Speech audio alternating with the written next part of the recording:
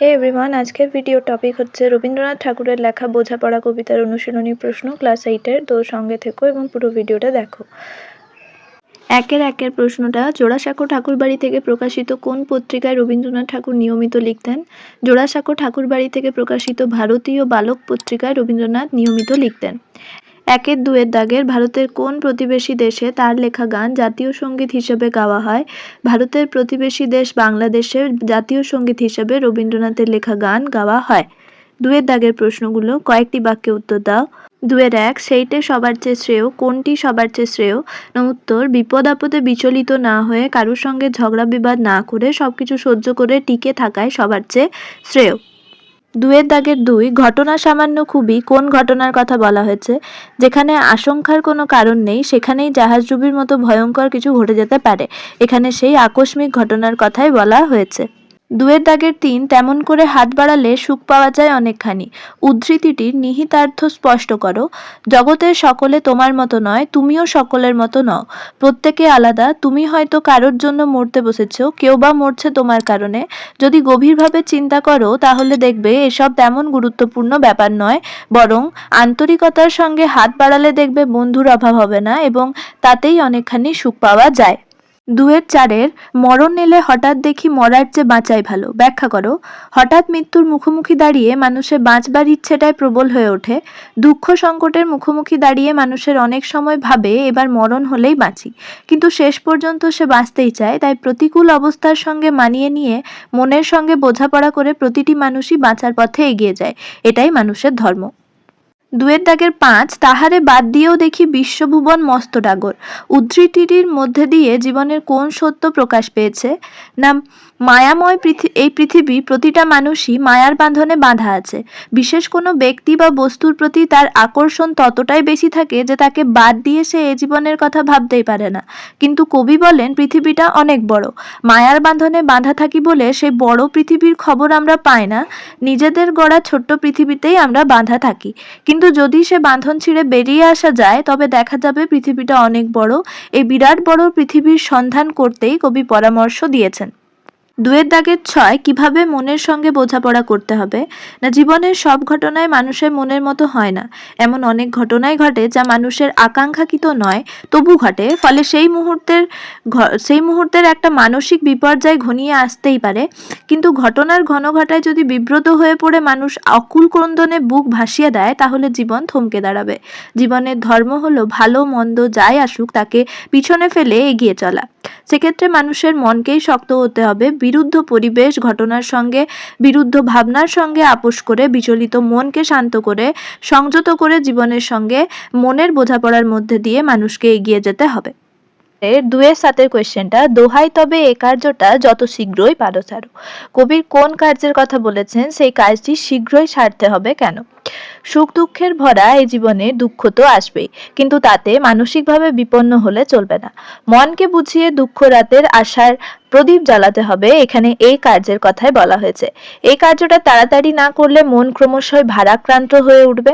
তাতে বেঁচে থাকার আকাঙ্ক্ষা ক্রমশই কমে আসবে। লড়াই করার ইচ্ছাটা চলে গেলে মানুষের বাঁচার সুখ থেকে বঞ্চিত হবে। তাই দেরি না করে মনকে বুঝিয়ে ঘটনার মুখোমুখি দাঁড়িয়ে পরামর্শ দিয়েছেন কবি। এবারে 2-8 কোয়েশ্চেন, কখন আঁধার ঘরে প্রদীপ জ্বালানো সম্ভব? মন যা চায় তা যদি না হয় তবে মানুষের জীবনে দুঃখ নেমে আসে। যা ঘটে বা ঘটতে থাকে তা মানুষের মন মেনে নিতে পারে না বলেই সে বিচলিত, বিষণ্ণ হয়ে পড়ে। কিন্তু তখন মানুষের যদি মনের বিরুদ্ধে গিয়ে ঘড়া ঘড়া অশ্রুজল ফেলেও সেই ঘটনার মুখোমুখি দাঁড়ানোর সামর্থ্য অর্জন করে তবেই ধীরে ধীরে তার জীবনে বিপর্যয় এর মেঘ কেটে যাবে, আর তখনই জীবনের আঁধার ঘরের প্রদীপ জ্বালানো সম্ভব হবে। এবার 2-9 কোয়েশ্চেন, ভুলে যা ভাই কাহার সঙ্গে কতটুকুন তফাৎ হলো? এই উদ্ধৃতির মধ্যে জীবনে চলার ক্ষেত্রে কোন পথের ঠিকানা মেলে?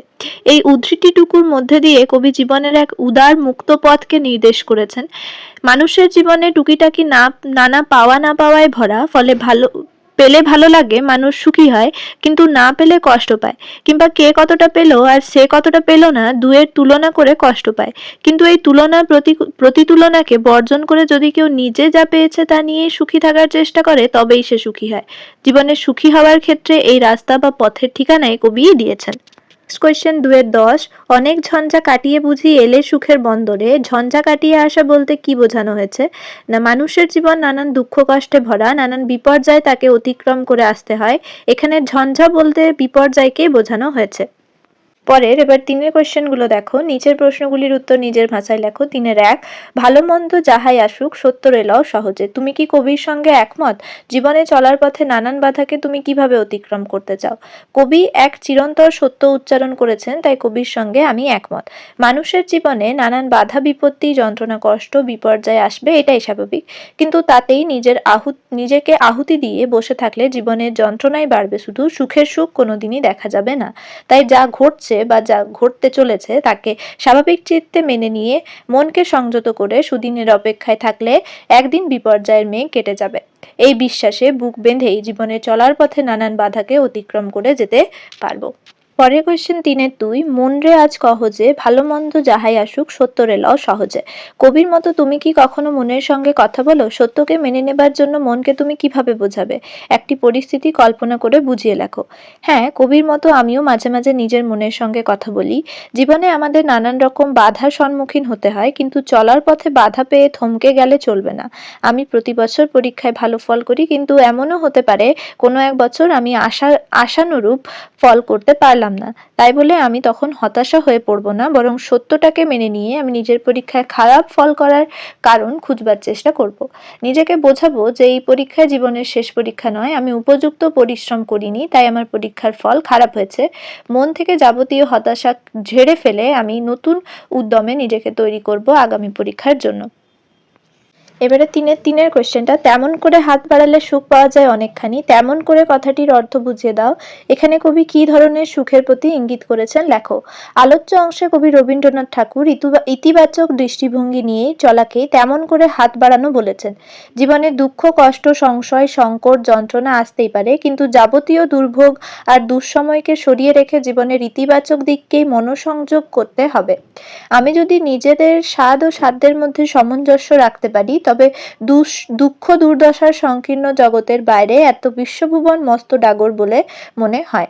তখন আকাশ হয়ে ওঠে আরো নীল, ভোরের আলো মধুর হয়ে ওঠে, মৃত্যুর চেয়ে জীবনকেই পরম বরণীয় বলে মনে হয়, নিজের সুখের সমস্ত জগৎকেই তখন সুখী বলে বোধ হয়।